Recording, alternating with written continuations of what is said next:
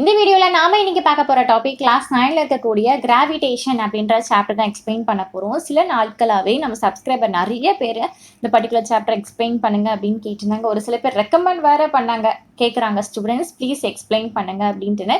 So அவங்க எல்லாருக்காகவும் ஸ்பெஷலாக இந்த வீடியோ கிராவிடேஷன் ஈர்ப்பு விசை அப்படின்னு சொல்லுவோம். இப்போ ஒரு பொருளை நம்ம வந்து மேலே தூக்கி போடுறோம் அப்படின்னா அது என்ன ஆகுனா ஒரு சர்டன் ஹைட்டுக்கு போயிட்டு மறுபடியும் கிரவுண்டை நோக்கி வரும் இல்லையா, டுவர்ட்ஸ் த எர்த் கீழே வரும். அதே மாதிரி நம்மளோட எல்லா கோள்களும் எல்லா பிளானட்ஸுமே சன்னை சுற்றி வருது, மூன் வந்து எர்த்தை சுற்றி வருது. இது எல்லாமே ஒரு பேசிக்கான விஷயம், நமக்கு ஒரு தெரிஞ்ச விஷயம்தான். இது ஏன் இப்படி நடக்குது, ஏன் இந்த ஈர்ப்பு விசை உண்டாகுது இல்லையா? ஸோ ஒரு ஃபோர்ஸ் வந்து ஆக்டிவ் ஆகுது. ஸோ இந்த ஒரு ஃபோர்ஸ் தான் ஈர்ப்பு விசைன்னு சொல்லுவோம். இந்த ஃபோர்ஸ் தான் கிராவிடேஷனல் ஃபோர்ஸ் அப்படின்னு சொல்லுவோம். ஸோ இதுக்கு உண்டான லா என்ன, இந்த லாவை இது பண்ணுறதுக்கு என்ன ரெஸ்பான்சிபிள் எல்லாமே இருக்குது அப்படிங்கிறது தான் இந்த ஃபுல் சாப்டர் நம்ம எல்லாமே வந்து கவர் பண்ண போகிறோம். ஃபர்ஸ்ட் கிராவிடேஷன் நம்ம எல்லாருக்குமே தெரியும். மூன் வந்து நம்ம நிலா வந்து பூமியை சுற்றி வந்துட்டு இருக்கு அப்படின்னு அர்த்தம் இல்லையா? அது மாதிரியே ஏதாவது ஒரு கல்லோ பெண்ணோ பென்சிலோ சம்திங் என்ன ஆப்ஜெக்ட்னாலுமே நீங்கள் என்ன வேகத்தில் தூக்கி போடுறீங்களோ அது என்ன ஆகுனா ஒரு சர்டன் ஹைட்டுக்கு போயிட்டு கீழே வரும். இப்போ கொஞ்சம் கம்மியான வேகத்தில் போட்டிங்க, கொஞ்சம் கம்மியான ஸ்பீடில் போட்டிங்க அப்படின்னா ஒரு அந்த அளவுக்குள்ள ஹைட்டுக்கு போயிட்டு அப்படின்னு கீழே வந்துடும். இதே ரொம்ப ஃபோர்ஸ்ஃபுல்லாக ஒரு கல் அப்படி மேலே தூக்கி போட்டிங்க அப்படிங்கும்போது அது இன்னும் கொஞ்சம் ஹைட்டுக்கு போயிட்டு கீழே வந்துடும். ஆனால் எப்போனாலும் அது வந்து டுவர்ட்ஸ் எர்த் தான் வரும். கண்டிப்பாக கீழே கிரவுண்டை நோக்கி தான் வந்து வரும்.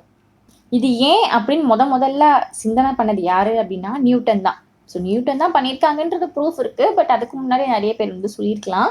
ஓகே, நியூட்டன் வந்து ஒரு ஆப்பிள் மரத்துக்கடியில் உட்காரும்போது ஒரு ஆப்பிள் வந்து அவரோட தலையில் அப்படி டங்குன்னு விழுந்ததாகவும், இது ஏன் அந்த ஆப்பிள் வந்து கீழே பார்த்து விழுது, அந்த ஆப்பிள் அப்படிங்கிறது மேலே பார்த்து விழுந்துருக்கலாமே, அப்போ கீழே பார்த்து விழுங்கும் போது ஏதோ ஒரு ஃபோர்ஸ் ஆக்டிங் ஆகுது அப்படின்ட்டுன்னு ஒரு தியரிட்டிக்கலாக ஒரு கண்டுபிடிக்கிறாங்க.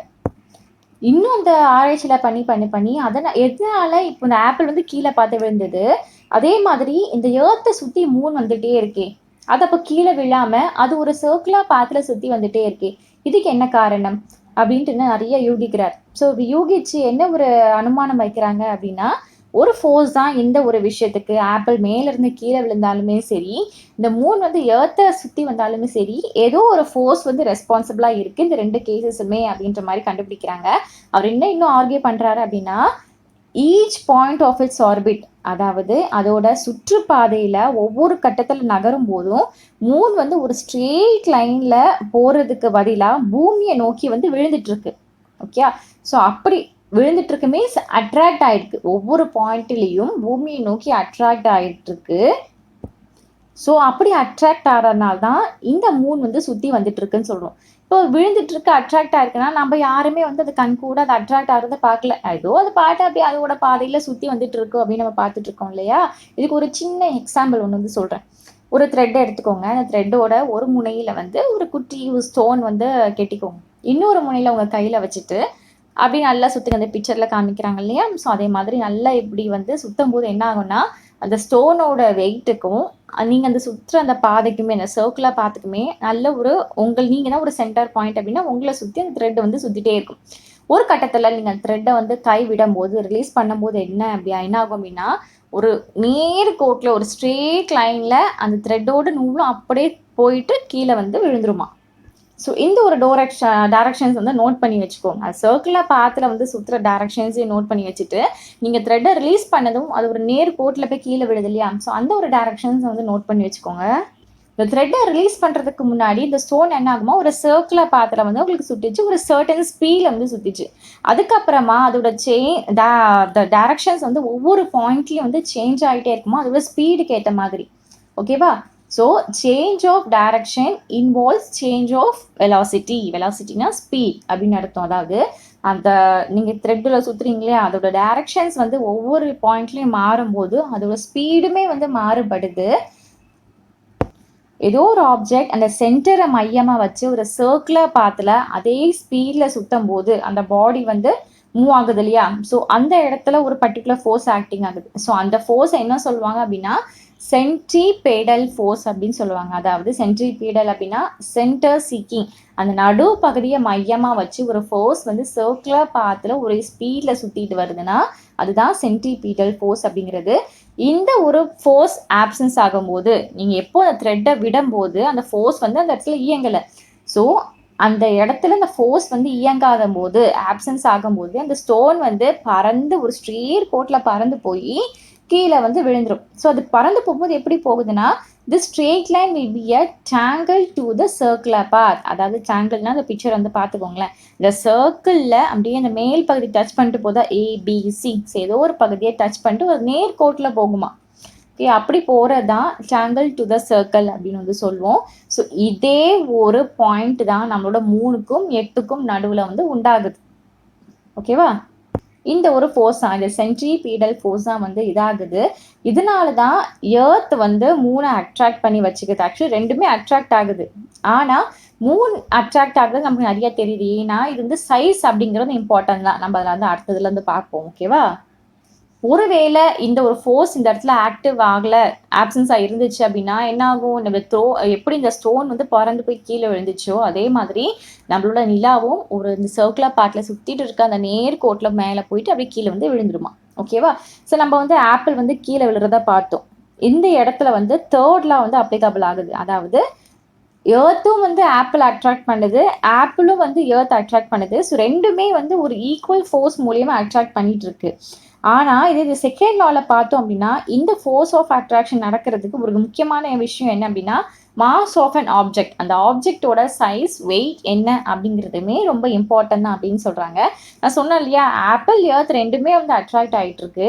ஆனால் நம்ம வந்து பார்க்கும்போது என்ன ஆகுது, ஆப்பிள் தான் கீழே விழுது அப்படின்னு சொல்லுவோம். இது பூமியும் அந்த ஆப்பிள் அட்ராக்ட் பண்ணுது அப்படின்னு சொல்ல மாட்டோம். ஐயோ இல்லை, ஏன் அப்படின்னு பார்த்தா சைஸ் அப்படிங்கிறது மேட்டர். நான் சொன்னேன் இல்லையா, செகண்ட் லாவில் இருக்கு இல்லையா, அந்த ஆப்ஜெக்டோட மாஸ் எவ்வளவு, அந்த ஆப்ஜெக்டோட சைஸ் எவ்வளவு அப்படிங்கிறதா மேட்டர். ஆப்பிளில் கம்பேர் பண்ணும்போது பூமி அப்படிங்கிறது ரொம்ப பெருசு இல்லையா, ரொம்ப ரொம்ப பெருசு, பல மடங்கு பெருசு. ஸோ அதனால தான் அந்த பெருசு அப்படிங்கிற ஒரு காரணத்தினால ஆப்பிள் விழுறது மட்டும் நமக்கு தெரியுது தவிர பூமி அட்ராக்ட் ஆகிறது நமக்கு தெரிய மாட்டேங்குது. நம்மளோட சோலார் சிஸ்டத்தில் பார்த்தீங்க அப்படின்னா எல்லா பிளானட்ஸுமே சன்னை வந்து அப்படியே சுற்றி அதோட ஒரு சர்க்குலர் பாத்தில் அதோட ஒரு சுற்றுப்பாதையில் வலம் வந்துட்டே இருக்கு இல்லையா. அதே மாதிரி தான் எர்த்தை வந்து சுற்றி வருது. ஸோ இது நம்ம எல்லாமே பார்த்துட்டு, ஸோ நியூட்டன் வந்து இதெல்லாம் பார்த்துட்டு ஒரு ஆர்குமெண்ட் வந்து கன்க்ளூட் பண்ணுறாங்க. என்ன அப்படின்னா, எர்த் வந்து ஆப்பிள், மூன் இது 2 மட்டும் அட்ராக்ட் பண்ணலை, நம்ம யூனிவர்ஸில் இருக்கக்கூடிய எல்லா ஆப்ஜெக்ட்டுமே ஒன்றுக்கு ஒன்று அட்ராக்ட் பண்ணி தான் வச்சுக்குது. இந்த ஒரு அட்ராக்ஷன் நடக்கிறதுக்கு ஒரு ஃபோர்ஸ் வேணும் இல்லையா. ஸோ இந்த force of attraction between the object, இந்த ஆப்ஜெக்ட்க்கு நடுவுலையான இந்த ஃபோர்ஸ், இதுதான் வந்து கிராவிடேஷனல் ஃபோர்ஸ் அப்படின்னு வந்து சொல்கிறாங்க. இதுதான் வந்து ஈர்ப்பு விசை அப்படின்னு சொல்கிறாரு. புரிஞ்சுதா?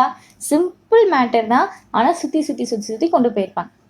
சிம்பிளாக இன்னும் வந்து 2 லைனில் சொல்லியிருக்கலாம். ஆனால் நிறைய பேர் என்ன சொல்கிறீங்கன்னா, நீங்கள் ஒரு சில சம் பாயிண்ட்ஸ் மிஸ் பண்ணிட்டீங்க அப்படின்னு சொல்கிறீங்க. ஸோ அதனால தான் உங்களுக்காக ஒரு பாயிண்ட்மே மிஸ் பண்ணாமல் கிளியராக உங்களுக்கு வந்து சொல்லியாச்சு. சேம் ஒரே விஷயந்தான். ஓகேவா?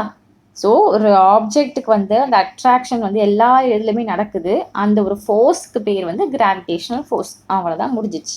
நம்ம நெக்ஸ்ட் பார்க்க போகிற டாபிக் வந்து யூனிவர்சல் லா ஆஃப் கிராவிடேஷன் அப்படிங்கிறது. இந்த ஒரு யூனிவர்ஸில் ஒரு ஆப்ஜெக்ட் இருந்து இன்னொரு ஆப்ஜெக்டை அட்ராக்ட் பண்ணது ஒரு ஃபோர்ஸ் மூலியமானு சொல்லியாச்சு இல்லையா. ஸோ அந்த ஒரு ஃபோர்ஸ் விச் இஸ் ப்ரொபோர்ஷனல் அப்படின்னா ஈக்குவல் டு, எது கூட ஈக்குவலாக இருக்குது, எது கூட ப்ரொபோர்ஷனலாக இருக்குது அப்படின்னு பார்த்தா ப்ராடக்ட் ஆஃப் த மாஸ்.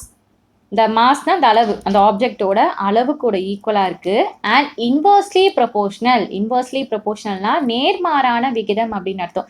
இப்போ ஒரு குவான்டிட்டி வந்து இன்க்ரீஸ் ஆச்சுன்னா இன்னொரு குவான்டிட்டி டிக்ரீஸ் ஆகும். இதுதான் இன்வர்ஸ்லி ப்ரொபோர்ஷனல் அப்படின்னு சொல்லுவாங்க. சரியா?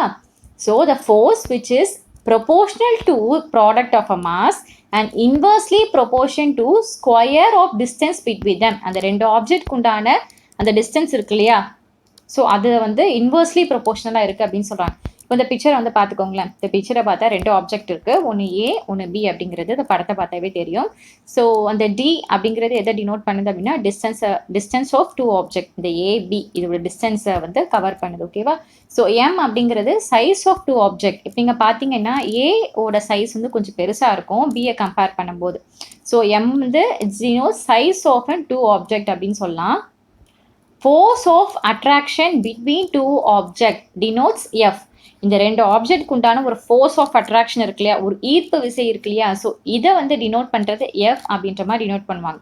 So according to universal law of gravitation என்ன வரும் அப்படின்னு பார்த்தா, the force between two objects is directly proportional to mass of an product of a mass. அதாவது இதோட ஃபார்முலா வந்து எஃப், இந்த சிம்பிள் இருக்கு இல்லையா, அந்த இன்டூ மார்க் மாதிரி வருது இல்லையா, ஸோ இது பேர் வந்து ப்ராப்டோ அப்படிங்கிறது, அதாவது ப்ரொபோர்ஷனல் டு அப்படிங்கிறது தான் இது வந்து சிம்பிளாக கொடுத்துருப்பாங்க. Okay, F propto M into M அப்படிங்கிறது இது இதோட ஃபார்முலா.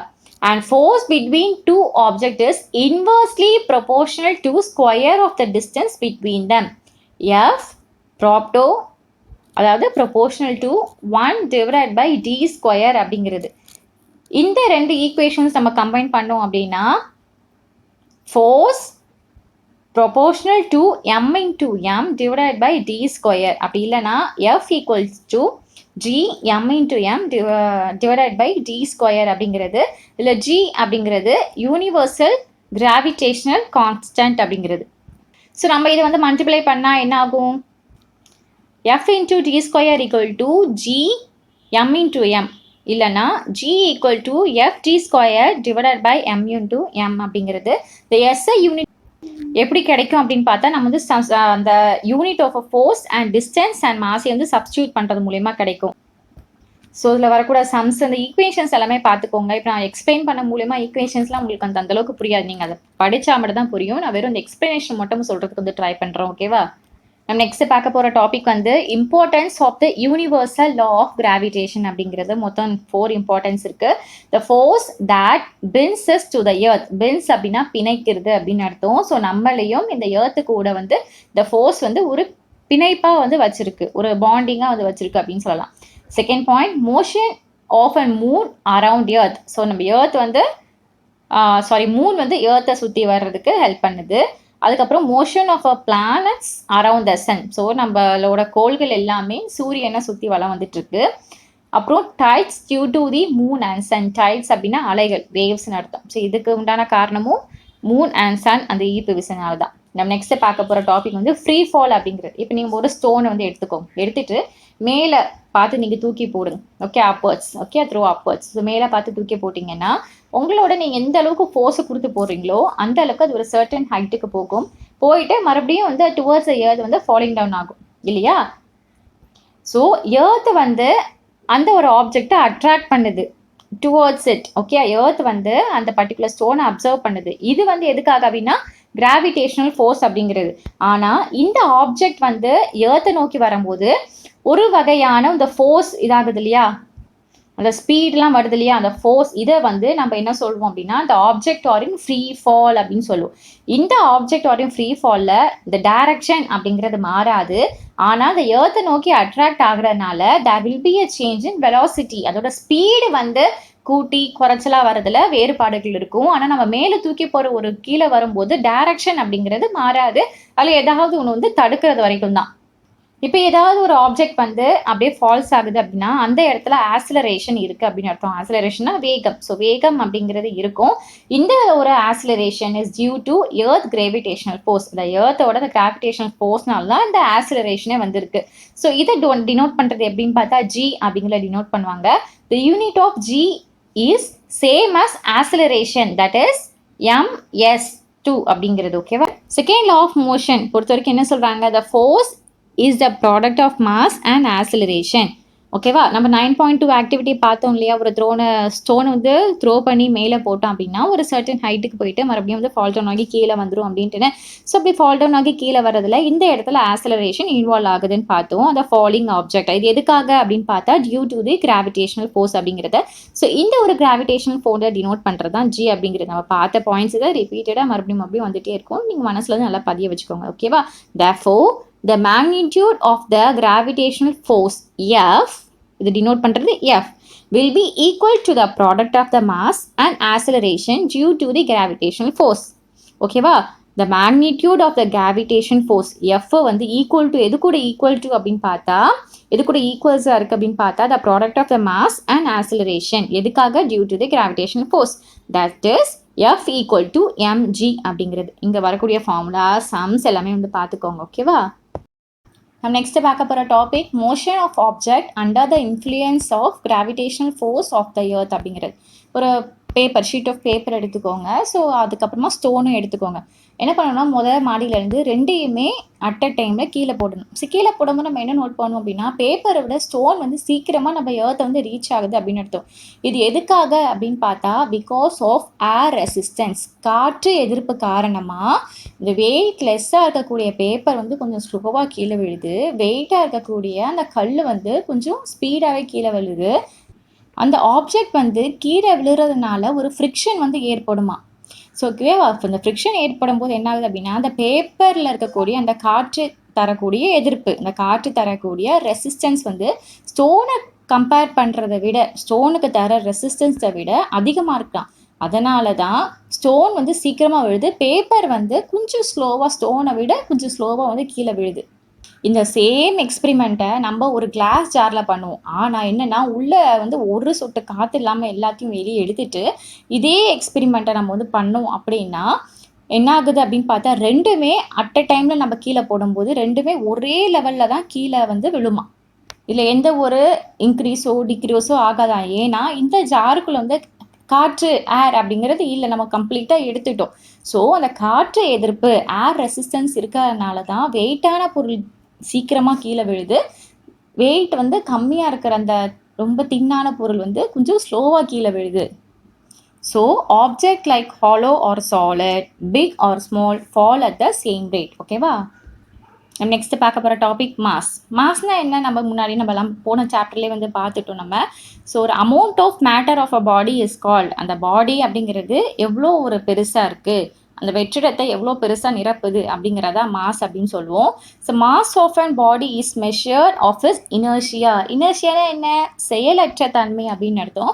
ஸோ கிரேட்டராக மாஸ் இருந்துச்சு அப்படின்னா கிரேட்டர் இனர்ஷியா அப்படின்னு அர்த்தம். ஒருவேளை அந்த மாஸ் ஆஃப் அ பாடி வந்து கான்ஸ்டண்ட்டாக இருந்துச்சு அப்படின்னா not change from place to place.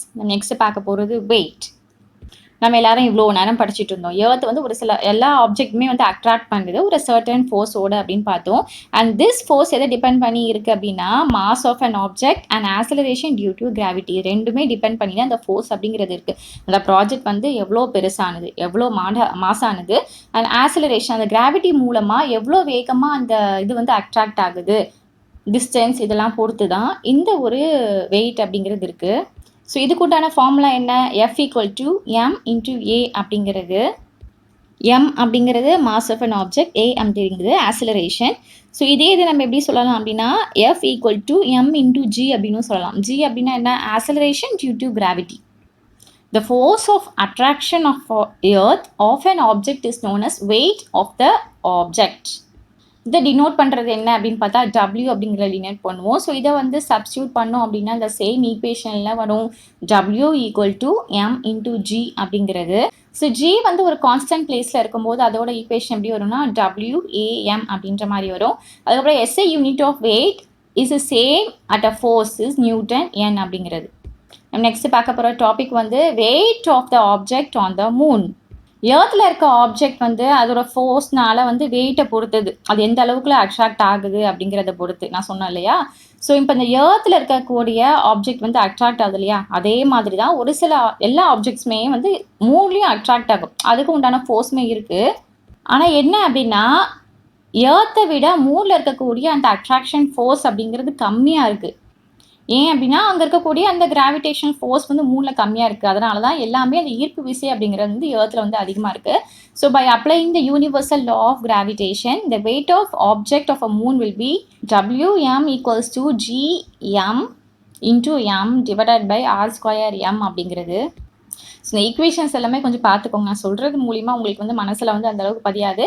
But ஒவ்வொரு பாயிண்ட்டும் எழுதிட்டு அதுக்குண்டான ஈக்குவேஷன்ஸ் வந்து கொஞ்சம் தெரிஞ்சு வச்சுக்கோங்க. ஓகேவா? நம்ம நெக்ஸ்ட் பார்க்க போகிற டாபிக் வந்து ஸ்ட்ரெஸ் அண்ட் ப்ரெஷர் அப்படிங்கிறது. நம்ம கேமெல்லாம் பார்த்தோம் அப்படின்னா நம்ம நார்மலாக இது ரன் ஆகிறத விட டெசர்ட்டில் வந்து ஈஸியாக நடக்குமா, டெசர்ட்டில் ஈஸியாக ஓடுமா அந்த மண் பகுதியிலேயே.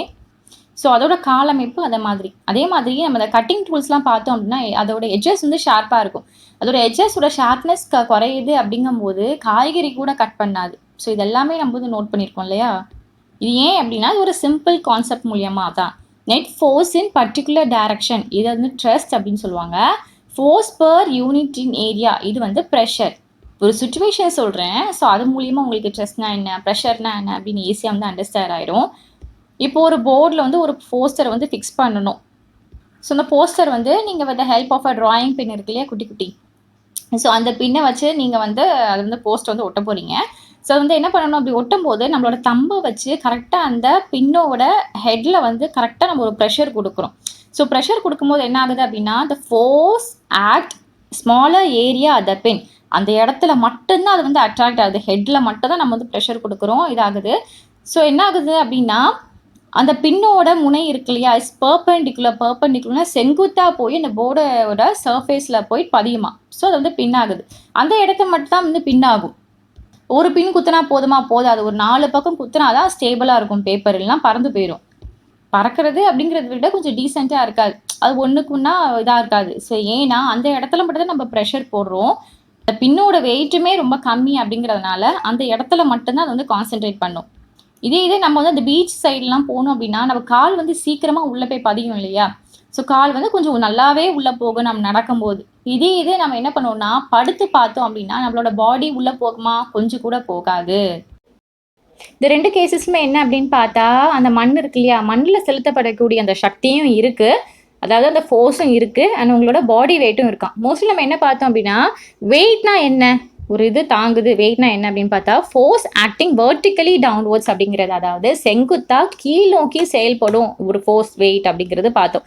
பட் இந்த கேஸில் என்ன அப்படின்னு பார்த்தா force acting perpendicular to the surface of the sand, மணலோட மேற்பரப்புக்கு செங்குத்தாக செயல்படுது.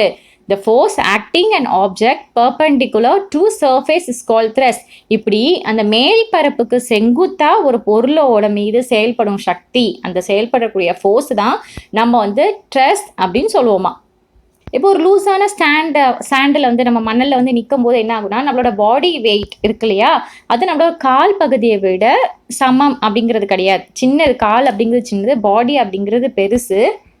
ஸோ அப்போ காலில் மட்டும்தான் ஃபோர்ஸ் அப்படிங்கிறது அப்ளை ஆகும். இப்போ நீங்கள் படுத்துக்கும் போது ஃபுல் அந்த ஸ்டாண்ட் மேலே படுக்கும்போது ஏன் அது நம்ம உள்ளே இழுக்கல அப்படின்னா, அந்த ஃபோர்ஸ் வந்து சமமாக பாடி ஃபுல்லாகவே பரவுது.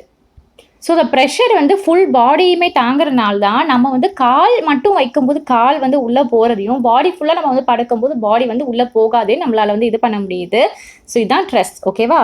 இந்த கேஸில் என்ன பார்த்தோம், ட்ரெஸ் அப்படிங்கிறது சேம் தான், பட் அதோட எஃபெக்ட் அப்படிங்கிறது மாறுபடுது இல்லையா. கால் வைக்க போது அந்த ப்ரெஷர் உண்டாகுது, பட் இது என்ன ஆகுது, கால் மட்டும் உள்ளே போகுது. அப்போ இது ஃபுல் பாடியில் வந்து ப்ரெஷர் வந்து அந்த ஃபோர்ஸ் வந்து ஈக்குவலாக எல்லா இடத்துக்கும் பரவனால கால் வந்து உள்ளே போக மாட்டேங்குது, பாடி வந்து உள்ளே போக மாட்டேங்குது.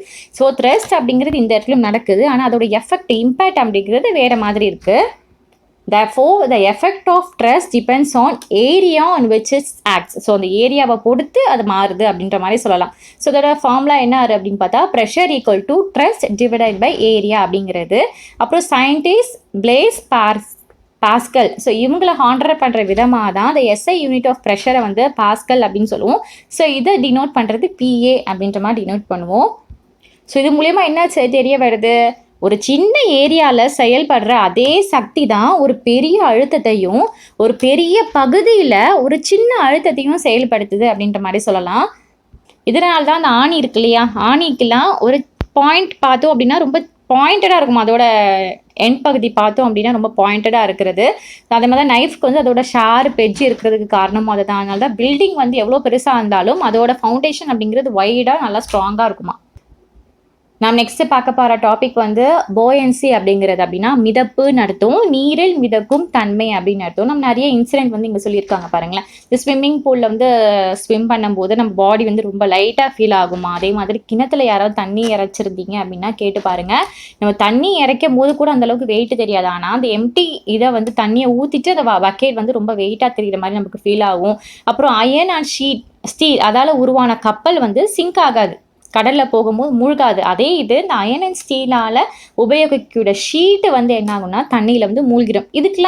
இதுக்கெல்லாம் காரணம் என்ன அப்படின்னு பார்த்தா இதுக்கெல்லாம் ஒரே ஆன்சர் என்ன அப்படின்னா போயன்சி அப்படின்ற ஒரு ஃபோர்ஸ் தான். ஒரு எக்ஸ்பெரிமெண்ட் வந்து சொல்லியிருக்காங்க, ஒரு எம்டி பாட்டில் வந்து எடுத்துக்கோங்க, அதோட மவுத்தை வந்து பயங்கரமாக நல்லா ஒரு ஏர்டைட் ஸ்டாப்பரால் க்ளோஸ் பண்ணிடுங்க, காற்று வந்து உள்ளே போகாத மாதிரி க்ளோஸ் பண்ணிடுங்க. ஸோ ஒரு பக்கெட்டில் நிறையா வந்து தண்ணியை ஃபில் பண்ணி வச்சுட்டு என்ன பண்ணணும்னா அந்த பாட்டிலை வந்து உள்ளே போடணும். உள்ளே போகும்போது அந்த பாட்டில் வந்து மிதக்க தான் செய்யும், உள்ளே வந்து தாழ்ந்து அப்படியே மூழ்கி போகாது. ஒரு ப்ரெஷர் கொடுத்து ஒரு சின்ன ஃபோர்ஸ் கொடுத்து நீங்கள் என்ன பண்ணணும்னா உள்ளே வந்து தள்ளும் போது அது உள்ளே போகாதான், டீப்பராக போக போக போக உங்களுக்கு தள்ளுறதுக்கு ரொம்ப கஷ்டமாக இருக்கும். மேபி நீங்கள் நிறைய பேர் வந்து ட்ரை பண்ணி பார்த்துருப்பீங்க. ஈஸியானது நம்ம வீட்லையுமே வந்து பண்ணலாம். சரியா? இன்னும் போக போக போக ரொம்ப டிஃபிகல்ட்டாக தான் இருக்குமா. நீங்கள் இன்னும் ஃபோர்ஸ் கொடுத்து உள்ளே தள்ளும் போது அது உள்ளே போயிடும். ஒரு கட்டத்தில் வந்து உள்ளே போய் தான் ஆகும். ஏன்னா நீங்கள் எக்ஸ்ட்ரா ஃபோர்ஸ் நீங்கள் உங்கள் பாடியிலேருந்து போடுறீங்க, உள்ளே போயிடும். எப்போ நீங்கள் மறுபடியும் அதை ரிலீஸ் பண்ணிக்கிறீங்களோ, அதை பாட்டில் ரிலீஸ் பண்ணீங்களோ, மறுபடியும் அதை பவுன்ஸ் பேக் ஆகி மேலே ரிட்டர்னுக்கு அந்த சர்ஃபேஸ்க்கே வந்து வந்துருமா. ஏன் அந்த பாட்டில் வந்து உள்ளே போக மாட்டேங்குதுன்னு பார்த்தா அந்த வாட்டரில் வந்து அந்த வாட்டரும் அந்த அப்வர்ட் ஃபோர்ஸை வந்து வெளிவிடுது. அதனால் பாட்டில் வந்து உள்ளே போகல. இன்னொன்று என்ன அப்படின்னு பார்த்தா பாட்டிலோட வெயிட் அப்படிங்கிறது ரொம்ப கம்மியாக இருக்குது. தண்ணியோட அந்த ஃபோர்ஸுக்கு அதால் ஈடு கொடுக்க முடியல. ஆனால் நம்ம சொல்லுவோம்ல கிராவிடேஷனல் ஃபோர்ஸ்னால் நம்ம கீழே தானே இழுக்கும் அப்படின்ட்டுன்னு. ஆனால் அந்த தண்ணியோட ஃபோர்ஸ் அதை விட அப்பர் டைரக்ஷனில் மேலே நம்ம செலுத்துறதுனால என்ன ஆகுதுன்னா அந்த பாட்டில் வந்து மறுபடியும் பவுன்ஸ் பேக் ஆகி மேலேயே வந்துடுதான். அப்படியே சிங்க் ஆகாமல் ஃப்ளோட்டிங்லேயே இருக்கான். இந்த பாட்டிலை எப்போ நம்ம ஃபுல்லாக அது வந்து உள்ள மூழ்கடிக்க முடியும் அப்படின்னு பார்த்தா அட்லீஸ்ட் இந்த 2 விஷயம் இருக்கணும். என்னன்னா அந்த அப்போர்ட் ஃபோர்ஸ்க்கு ஈக்குவலாக அந்த பாட்டிலோட வெயிட்டும் இருந்துச்சுன்னா கண்டிப்பாக அந்த பாட்டில் வந்து உள்ளே போயிடும். இப்போ உள்ளே வந்து வெறும் காலி பாட்டிலாக இருக்கிறனால நம்மளால் அந்த ஃபோர்ஸ் கொடுத்து அதை வந்து இது பண்ண முடியல. ஏன்னா அந்த அப்போர்ட் ஃபோர்ஸ், வாட்டரோட அப்போர்ட் ஃபோர்ஸுங்கிறது இது ஜாஸ்தியாக இருக்குது. ஸோ இந்த அப்வர்ட் ஃபோர்ஸ் ஆஃப் வாட்டர் இருக்கு இல்லையா, இதை தான் அப்ரெஸ்ட் இல்லைனா பாயன்சி ஃபோர்ஸ் அப்படின்னு சொல்லுவாங்க. மோஸ்ட்லி எல்லா ஆப்ஜெக்ட்டுமே ஏதோ ஒரு விஷயம் தண்ணியில் மூழ்க போகுதுன்னா இந்த ஒரு கட்டத்தை கடந்து தான் வந்திருக்குமா. நம்ம நெக்ஸ்ட் பார்க்க போகிற topic why object float or sink. எதுக்காக ஒரு ஆப்ஜெக்ட் தண்ணியில் போட்டுமே ஒன்று மூழ்குது, அப்படி இல்லைன்னா வந்து இல்லைனா ஃப்ளோட் ஆகுது மேலே அப்படின்ட்டு பார்க்கலாம். ஸோ ஒரு பீக்கர் எடுத்துக்கோங்க, வாட்டர் ஃபில் பண்ணிக்கோங்க. அதில் வந்து ஒரு அயன் நெயில், ஒரு சின்ன ஆணி எடுத்து உள்ளே போட்டுருங்க. போகும்போது என்னாகும், அந்த ஆணி ஆட்டோமேட்டிக்காக கீழே வந்து தண்ணியில் மூழ்கிடும். இது ஏன் அப்படின்னு பார்த்தா ஒரு கிராவிடேஷனல் அட்ராக்ஷன் தான். ஸோ அதோட ஆணியோட வெயிட் அதிகமாக இருக்கிறதுனால என்ன ஆகுதுன்னா அது எல்லாமே அப்போர்ட் டவுன்வர்ட்ஸ் நோக்கி தானே வரும். ஸோ அதே மாதிரி வந்துடுது. ஸோ இந்த இடத்துல ஏன் மூழ்கு அப்படின்னு பார்க்கும்போது அந்த வாட்டர் வந்து அந்த அப்போர்ட் ஃபோர்ஸை விட ஆணியோட வெயிட் அதிகமாக இருக்கிறதுனால அந்த ஆணியோட அந்த டவுன்வர்ட்ஸ் அட்ராக்ஷன் அதிகமாக இருக்கிறதுனால அது ஆட்டோமேட்டிக்காக டவுன்வர்ட்ஸில் வந்து ஃபோர்ஸ் ஆக்ட் ஆகுது. இந்த ஆணி வந்து மூழ்குது. இப்போ இதே எக்ஸ்பெரிமெண்ட்டை ரெண்டு பாத்திரங்கள் எடுத்துட்டு தனியாக ஃபில் பண்ணிவிட்டு ஒரு இதில் வந்து காக்கையும் இன்னொரு இதில் ஆணியும் வந்து போட்டு பாருங்கள். இந்த காக் வச்சுருக்கிறது என்ன ஆகும் அப்படின்னு பார்த்தா மூழ்காமல் மேலேயே இப்படி மிதந்துட்டு இருக்குமா. ஆனால் ஆணி வந்து நமக்கு வந்து முடிகிறது முன்னாடியும் பார்த்தோம், இப்பவும் பார்த்தோம். ஏன் இந்த ஒரு வித்தியாசம் அப்படின்னு பார்த்தோம் அப்படின்னா அந்த டென்சிட்டியை பொறுத்து தான் வித்தியாசம் இருக்கா. காக்கோட டென்சிட்டி அப்படிங்கிறது நம்ம அந்த வாட்டரோட டென்சிட்டியை விட ரொம்ப கம்மி. ஸோ அதனால் வந்து மூழ்காமல் மிதந்துட்டுருக்கு.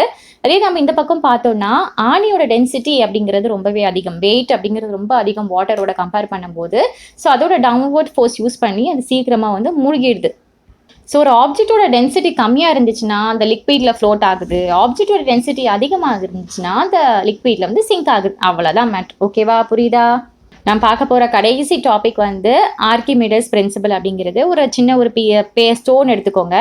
ஒரு ஸ்டோனை வந்து நல்லா டைட் பண்ணிடுங்க. அது எதாவது டைட் பண்ணினா இந்த ரப்பர் பேண்டு அது மாதிரி ஒரு எக்ஸ்ட்ரா 2 ரப்பர் பேண்டு வச்சு ஒரு ஸ்ப்ரிங் பேலன்ஸோடு வச்சு டைட் பண்ணிக்கோங்க. அதை பிக்சரில் பார்க்குறீங்களே அதே மாதிரி. ஸோ அந்த அந்த ஸ்டோனை வச்சு நீங்கள் டைட் பண்ண பிறகு அதோட நீளம், அந்த ஸ்ட்ரிங் இருக்கு இல்லையா, இந்த ஸ்ப்ரிங்கோட நீளம் எவ்வளோ இருக்குது அப்படிங்கிறத வந்து நோட் பண்ணிக்கோங்க. அந்த ரப்பர் ஸ்ட்ரிங்கோட நீளம் எவ்வளோ இருக்குன்ற நோட் பண்ணிக்கோங்க. ஓகே, நோட் பண்ணி எழுதி வச்சுட்டு இப்போது அதை என்ன பண்ணுறீங்க அப்படின்னா அந்த ஸ்டோன் அப்படியே எடுத்துகிட்டு போய் ஒரு சின்ன பாட்டிலில் சின்ன ஏதாவது ஒரு இதில் தண்ணி ஃபில் பண்ணிவிட்டு அதை அப்படியே நீங்கள் ட்ராப் பண்ணும்போது என்ன ஆகுன்னா அதோட நீளம் எலாங்கேஷன், அதாவது அந்த வாட்டரில் இருக்கக்கூடிய அந்த விஷயம் இந்த ரப்பர் பேண்டர் மாதிரி இருக்கு இல்லையா, அது வந்து டிக்ரீஸ் ஆகுமா. எலாங்கேஷன்னா என்ன அப்படின்னு பார்த்தா நீளம் அப்படின்னு அர்த்தம். ஸோ அது வந்து எலாங்கேஷன் வந்து டிக்ரீஸ் ஆகும். ஏன்னா அதே விஷயந்தான். ஏன்னா ஒரு சில ஃபோர்ஸ் என்ன பண்ணுது அப்படின்னா அந்த ஸ்டோனை உள்ளே போட்டதுமே அந்த வாட்டர்லுக்கும் ஸ்டோனுக்கும் உண்டான அந்த ஃபோர்ஸ் வந்து அப்பர் டைரக்ஷனில் ஸ்டோன்ஸ் வந்து மூவ் பண்ணும். ஸோ அதனால் என்ன ஆகும்னா அது அந்த அளவுக்கு இழுத்து கொடுக்க வேண்டாம் அப்படின்ற கட்டத்துக்கு வரும்போது அந்த ரப்பர் பேண்ட் வந்து அதோட நார்மல் இதுக்கு வந்துருமா. ஸோ அந்தளவுக்கு வந்து இழுத்து கொடுக்காது. ஸோ அதோட நீளம் அப்படின்னு பார்த்தோம் அப்படிங்கும்போது கம்மியாக தான் வந்து தெரியும். நான் வீடியோ காமிக்கிறேன் இல்லையா. ஸோ இதே மாதிரி தான். ஸோ இந்த அப்பர்ட் ஃபோர்ஸ் இருக்கு இல்லையா, இதுதான் பாயன்சி அப்படிங்கிறது. ஸோ இந்த ஆர்கிமிடிஸோட பிரின்சிபல் தான் நிறைய அப்ளிகேஷனில் வந்து யூஸ் பண்ணுறாங்க. அதாவது இந்த ஷிப்ஸை வந்து டிசைன் பண்ணுறதுக்கு, சப்மரீன் டிசைன் பண்ணுறதுக்கு, லாக்டோமீட்டர், ஹைட்ரோமீட்டர், இது எல்லாத்துக்குமே வந்து நம்மள இந்த பிரின்சிபல் தான் வந்து யூஸ் பண்ணுறாங்க. ஸோ இதோட இந்த வீடியோ முடிஞ்சுது. உங்களுக்கு இந்த வீடியோ புரிஞ்சுதுன்னா ஒரு லைக்கை போட்டுட்டு சப்ஸ்கிரைப் பண்ணிக்கோங்க. உங்கள் ஃப்ரெண்ட்ஸோட வாட்ஸ்அப் குரூப் எல்லாமே ஷேர் பண்ணி விடுங்க. கண்டிப்பாக உங்களுக்கு யூஸ்ஃபுல்லாக இருக்கும். தேங்க்யூ.